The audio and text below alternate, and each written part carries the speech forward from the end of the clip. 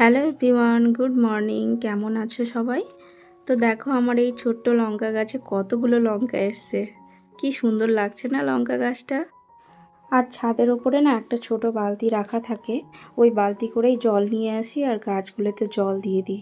আর ওই যে পাশে ছোট ছোট লাল ফুল হয়েছে, যে ওই যে টবে লাল ফুল দেখতে পাচ্ছ, আর ওর ওপরে যে একটা ছোট হলুদ বস্তা রেখে দিয়েছে, সেটা হচ্ছে আমার ছেলের কাজ। কারণ ওর কি মাথায় এসছে, ও ভাবছে যে মা, ওই গাছগুলোতে যদি বেশি রোদ লেগে যায় তাহলে গাছগুলো না মরে যাবে।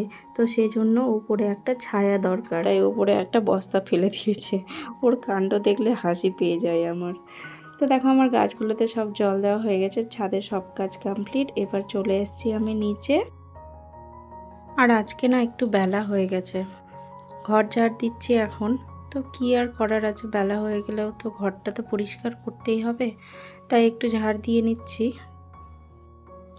আর ওই যে ভুট্টা গাছগুলো দেখতে পাচ্ছ, এর আগের ভিডিওতে আমি ভুট্টা গাছগুলো দেখিয়েছিলাম, সেগুলো একটু ছোট ছোট ছিল। তো দেখো আজকে কত বড় হয়ে গেছে। আর এই সামনেই না পাপোশটা থাকে, তো ওই পাপোশটাকে একটু ঝেড়ে নিলাম। তারপরে চলে এসেছি ঘরে, এক বড় বালতিতে জল নিয়ে ঘর মোছার জন্য।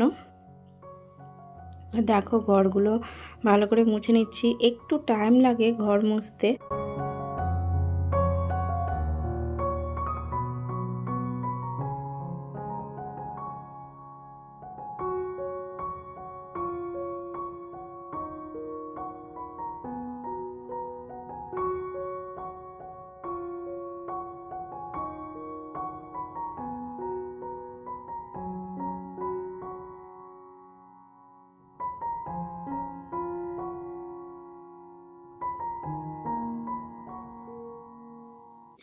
আমার ঘর মোছা হয়ে গেছে, আর এখন আমি এসেছি রান্নাঘরে দুপুরের রান্নার জন্য। আর এদিকে দেখো বাজার থেকে মাছও নিয়ে চলে এসেছে, আর এটা হচ্ছে রুই মাছ।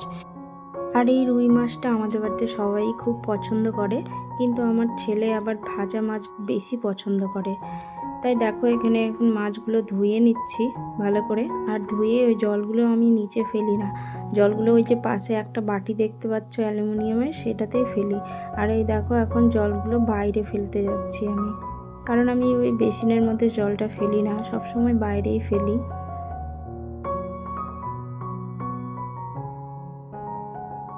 আজকে আমি বানাবো সাধারণ উপকরণ দিয়ে অসাধারণ মাছের ঝোল। তাই দেখো আমি কি কি নিয়ে নিয়েছি। এখানে আমি মাছকে ভালো করে লবণ হলুদ দিয়ে একটু মাখিয়ে রেখে দেবো বেশ কিছুক্ষণ। আর একদিকে পেঁয়াজ টমেটো লঙ্কা কেটে রেখেছি কুচো করে, আর আদা রসুনের পেস্টও বানিয়ে রেখেছি। কড়াতে তেল গরম হয়ে গেছে, এবার একে একে সব মাছগুলোকে ভেজে নিতে হবে।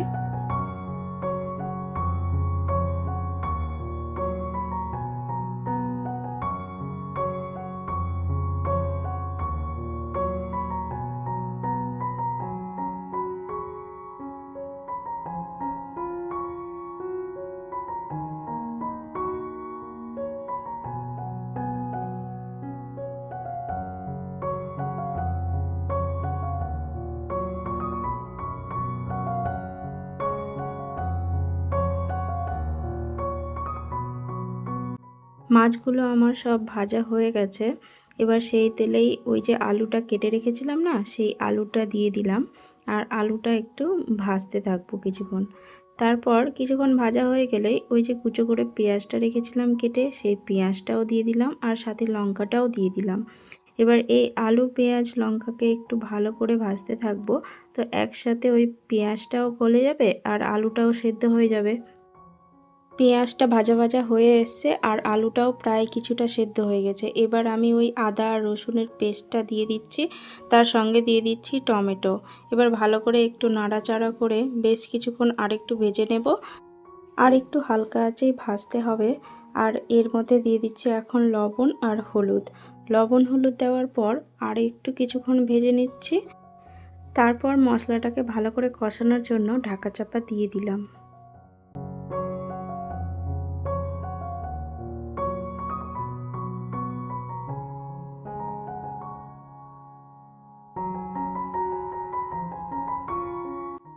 ভালো করে মশলা কষানো হয়ে গেছে, এবার আমি দিয়ে দিব এতে গরম জল। আর আলুটাও সেদ্ধ হয়ে এসছে।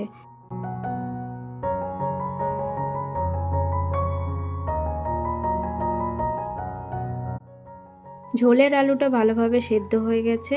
এবার যে মাছটা ভেজে রেখেছিলাম সেই মাছগুলো দিয়ে দিচ্ছি। আর মাছগুলো দেওয়ার পর আরও বেশ খানিকটা ফোটাতে হবে।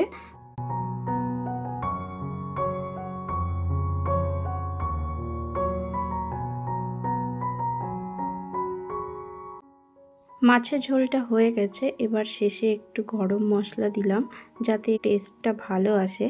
মাছের ঝোলটা কিন্তু আজকে সত্যি অসাধারণ হয়েছিল খেতে।